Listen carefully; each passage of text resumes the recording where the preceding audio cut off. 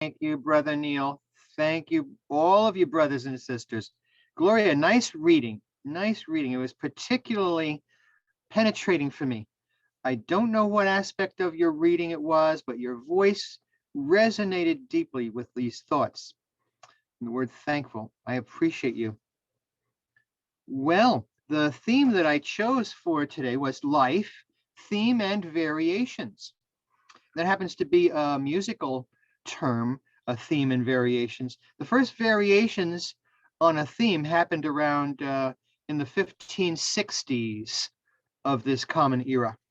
And I'm picking this theme because life is rapidly changing. It changes rapidly because of the internet, because of accessibility. When one thing happens here, it can be seen, appreciated, heard all around the world almost instantly. And that speeds things up from when I was coming up in the 17th century. Oh, good. You have a sense of humor this morning. I like you. I like you. Well, I had the American flute playing for a short time. That can connect us with ancient times. Putting our feet on the ground is helpful, especially in uncertainty, times of uncertainty. So anyway, good morning. This is my 23rd talk for any of the Unity groups in this area. I'm deeply appreciative of this opportunity. Now, yesterday, 24th of April, was the birthday of Barbra Streisand, born in 1942. I will not be imitating any of her works. Too bad for us. Today, 25 April, is the birthday of Ella Fitzgerald. She was born in 1918, a year before my dad was born. You will not be hearing any imitations of Ella Fitzgerald from me either today.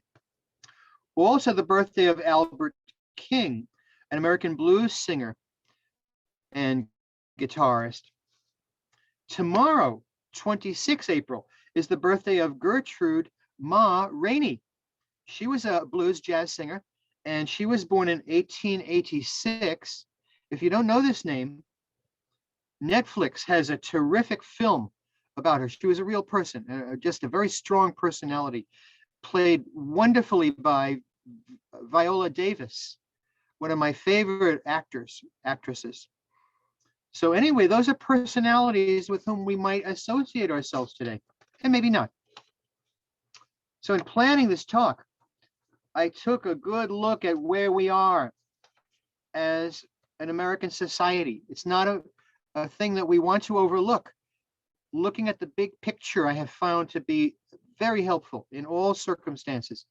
To take a step back, to look at your book, your journal, your computer screen, and to get an overview so that we don't become too myopic, too self-involved, that we miss the big picture.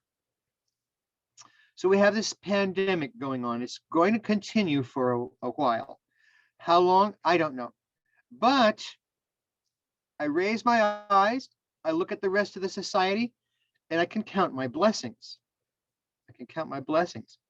We have a system in place for getting the vaccination available for everyone.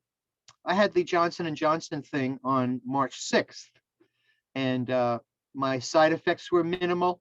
People around me are becoming vaccinated.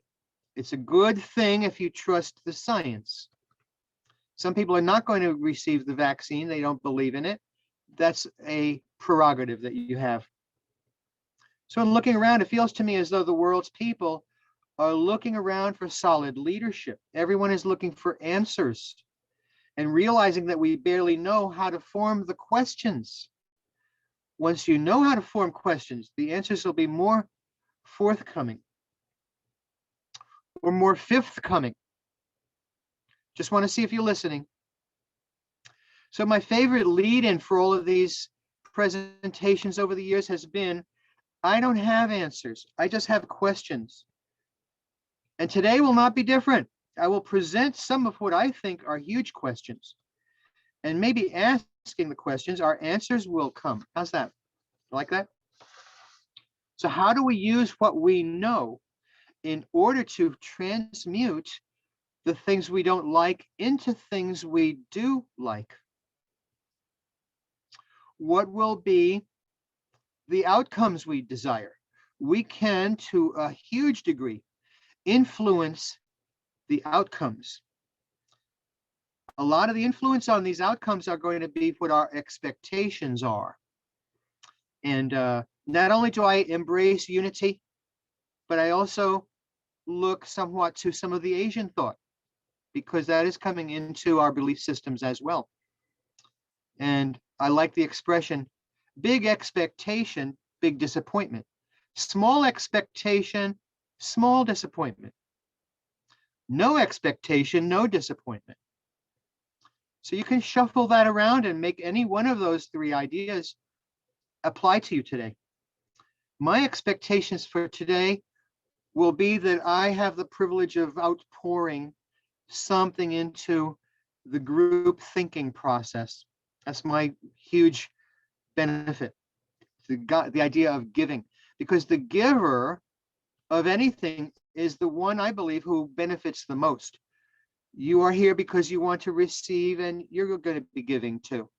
But also, to give is the big safety valve that we have, reaching out to contribute something. And everyone's experiences are overlapping, they're intersecting, connecting with each other. Only the minor details, I believe, are different.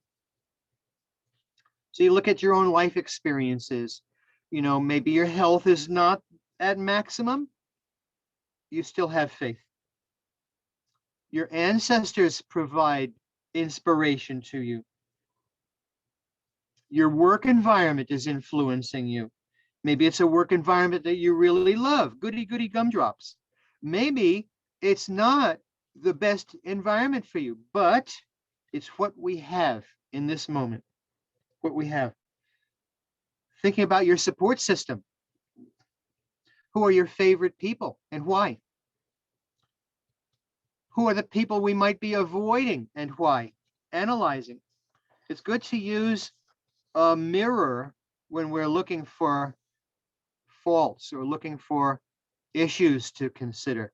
Using a mirror instead of a microscope, that might not be so helpful, but a mirror, always helpful, always helpful. And we all have our issues, as I have. I'll share a little bit of what is working for me. First, this isolation was debilitating, not only for me. A lot of people found that all of a sudden, our livelihoods were hugely diminished. If you were not affected adversely by the pandemic, you're lucky. You're very lucky.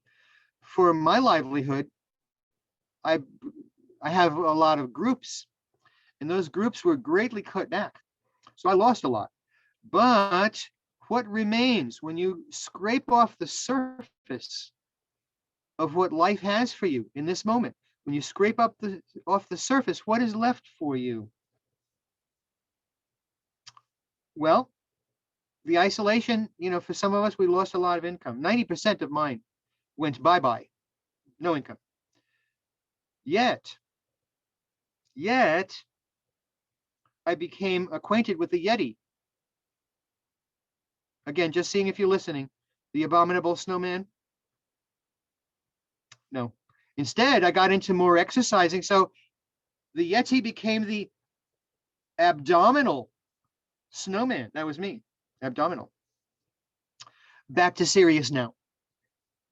What has really become helpful through this pandemic is exactly the thing that challenged me seriously in the beginning. The isolation. This period has helped me to refine the way I look outward into the world. And I'm refining that way by this self-inspection. I've been writing and reading more, using 2 journaling methods, actually before the pandemic. But when we isolate ourselves, the thoughts inside might become a little clearer, maybe a little louder. And that's the way we can appreciate the inner life, the life of the mind. I love that expression too, the life of the mind. So how are you using the time you have? Everyone has time to create. You may not think of yourself creative, but you have time to look within. If you don't have time, you can go to the giant food store, get some time, and then you will have time on your hands. Uh-oh, too much, too much. Well, that's one aspect of this wordplay, getting down some thoughts that will help you to feel that you are a creative person. My main area of creativity has been music for many years now, since about 68, I guess. But that's growing. I don't think it is less of something creative that's available to me. I think that it is more. More doors are always opening for us. You know, a lot of people will say, I hear this at least once a month. Somebody will say, well, I don't play an instrument. I'm not talented. I don't use that word. It's not a good word because we will sometimes use it as an excuse. Just look at some of the art that you don't understand at this time. Notice that the word understand, I'm using that as the operative word because sometimes we look at an artistic pursuit and we don't see what it is. We don't understand it yet. There are some pieces of music in the postmodern era that I've listened to. I had during my master's program, we had a course in analyzing that obscure music that people don't understand so well. And I found that I had to listen to some pieces 30 or 40 times, 30 or 40 times in order to see and hear what the thread of intelligence was in that piece of music. It's the same with visual art, looking for the thread of intelligence. So when you look at some of those people, you might think, well, gee whiz, my 2-year-old niece or nephew could produce something like that. Well, those artists didn't let lack of talent stop them. They kept going and they produced things. So what is not talented looking to us may appear that way only because we don't know how to understand it yet. That's a key thought, our understanding, taking a look at the bigger picture. So what is talent anyway? Is it a predilection? That's a preference or a special liking for something? Or a bias in favor of something? A predilection. I have a predilection for all kinds of Asian food. Oh my goodness. Maybe you do too.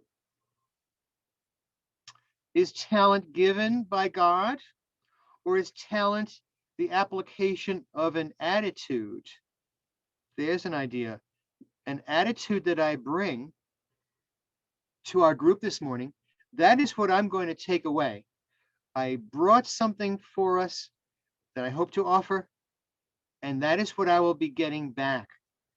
I'm going to get what I brought today. An attitude that I love creating, that having from day to day is, I will create. It doesn't have to be a big literary opus. It doesn't have to be a large scale construction or a painting or a symphony. What you create is going to be your own. No matter what it is, it'll be yours. You will own this. It'll be something that started in your mind, came forward through your hands, and you will be able to love yourself and your work of art, no matter what it is. No matter what it is. You know, I watched a 3-part documentary on Ernest Hemingway. Was anyone else aware of this documentary? A hugely valuable set of 3 parts, a view into a very creative person's life. And not all of it was happy. Some of it was greatly tragic, but it was a life. It was a life from which we received a lot of literary gifts. And to observe that, I took out my old typewriter.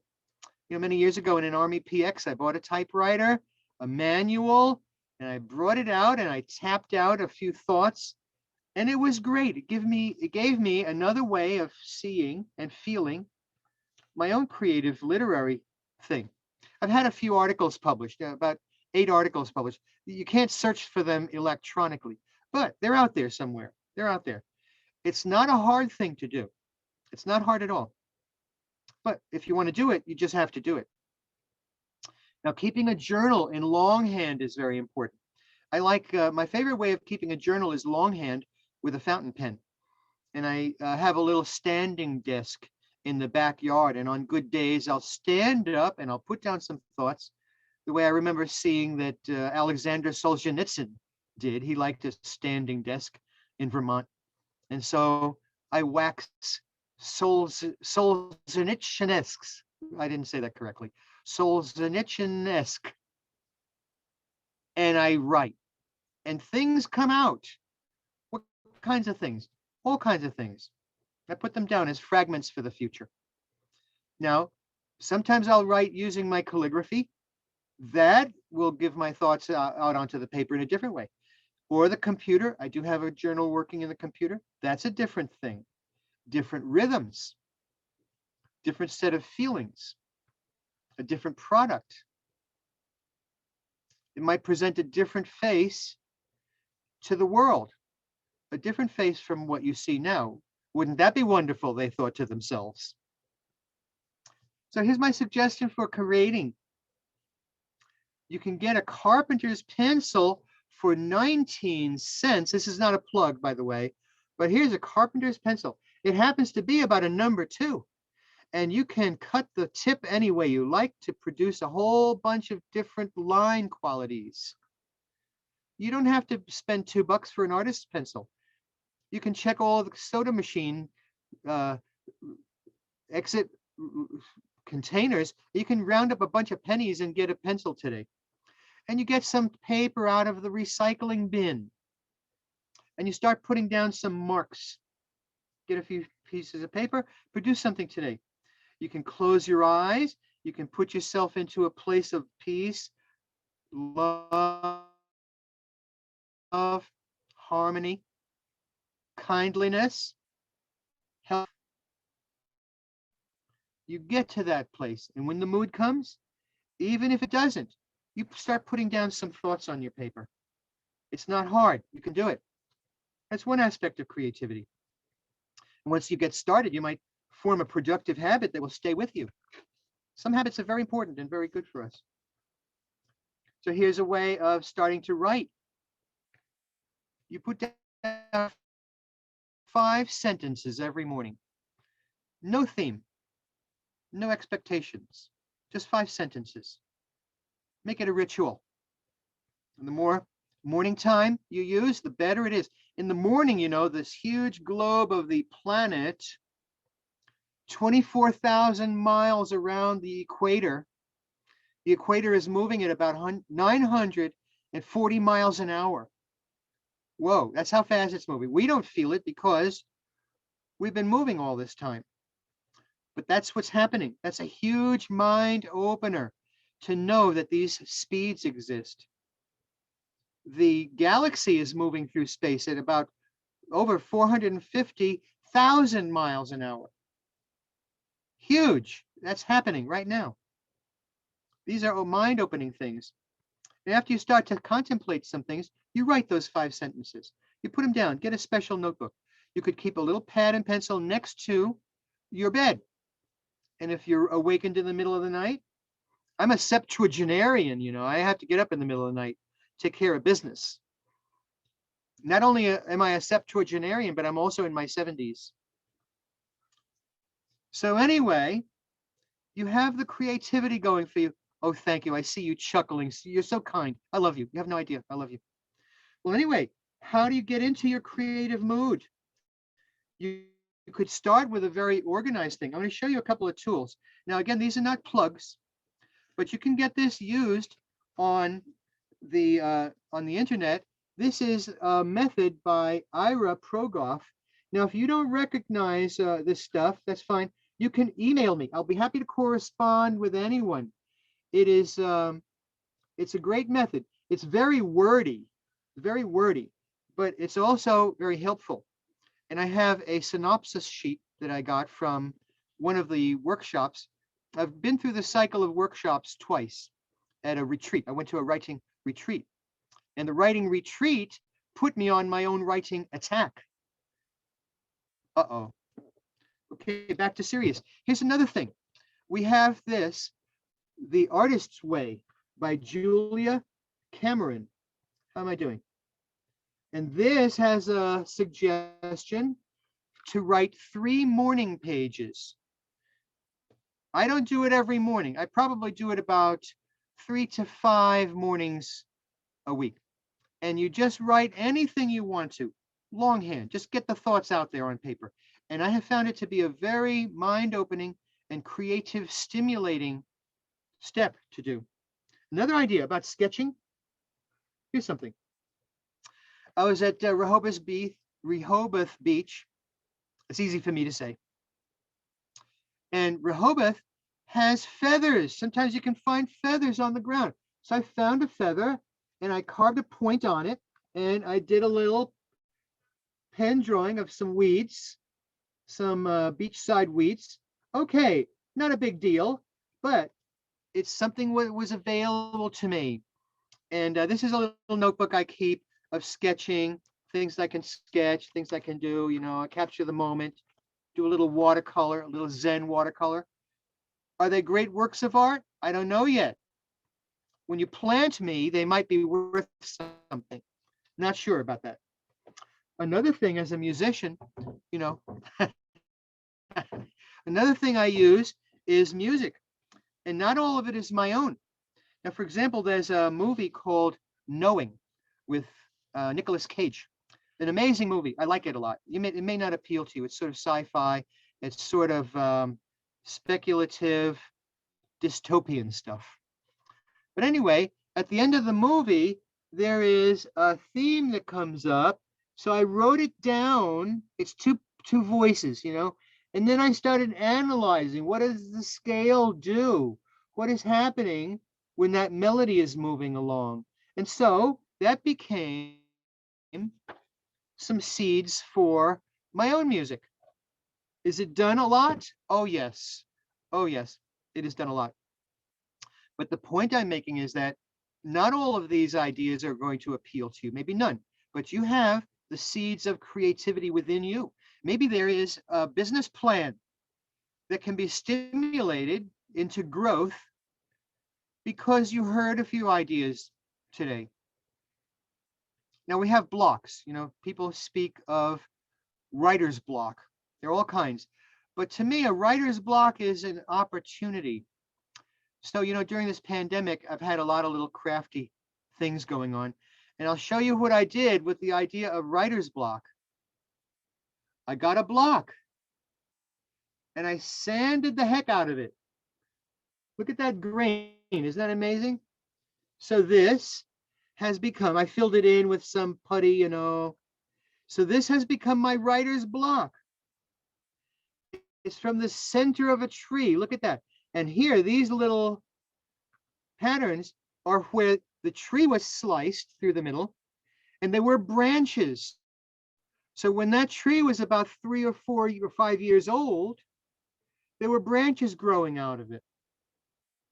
Well, there's my writer's block.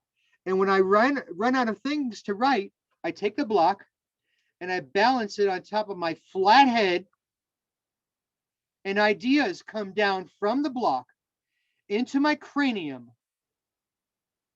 So there you go. There's your writer's block. You can make your own. That's your assignment. I invite you to make a writer's block today. It's hardwood. Ow. Ooh, I have to remember not to do that. So there, I have props here because there's no limit to your own creativity. No limit at all. I don't think there is any at all.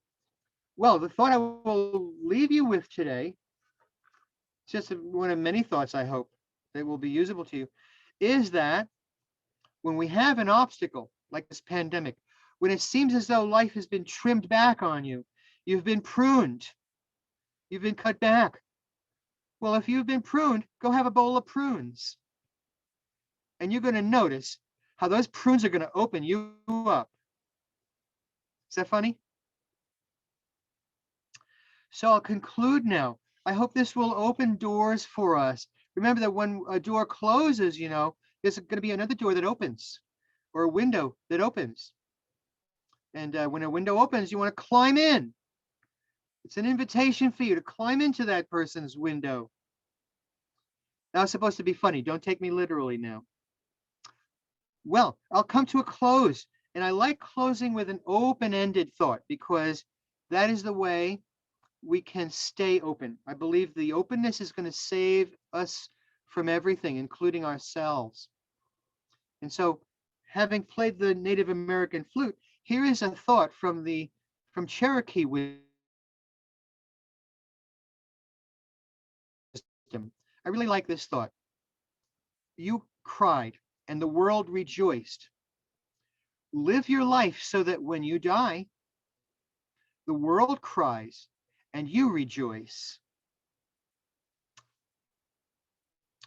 Thank you. Thank you. So at this time, I'm open. You want some more music? Yes, they all clamored in unison. Yes, they shouted into the sunrise. Okay, I'm now going to pick up this flute. This is an alto flute, and it's a little bit bigger than the flute commonly seen in an orchestra.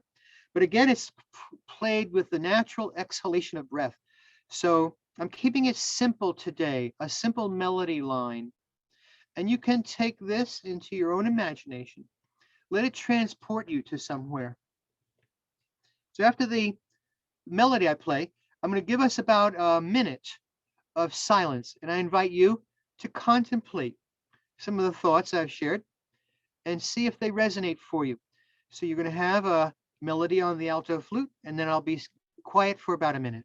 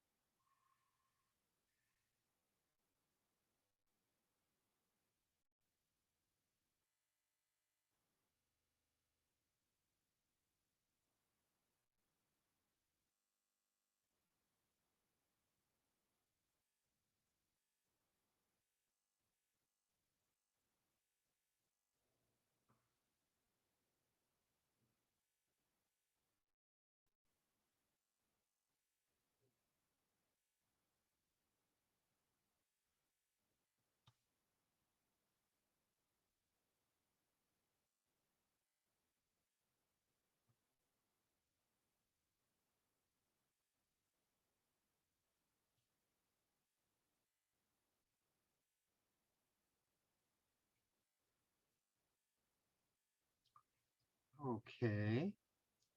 At this time, we very gently and respectfully release the meditation. Coming out of meditation is always a gentle thing. We want to preserve the peacefulness and hold on to the insights that we may receive. So you're releasing your meditation and you're aware of the surroundings again.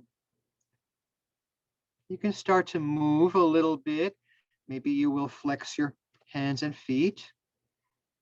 Maybe you'll do a few circling motions with your neck. This helps to promote the current of energy flowing through the body, the vital life force, or prana. Those are Asian terms. Prana or kundalini. It's another term for the energy of the body. So we're back again. Wow, several people have disappeared. They have gone into the antimatter universe. Bring us back some souvenirs, please. Well, okay. I'll release us into Neil's wisdom here. What would you like next, my brother?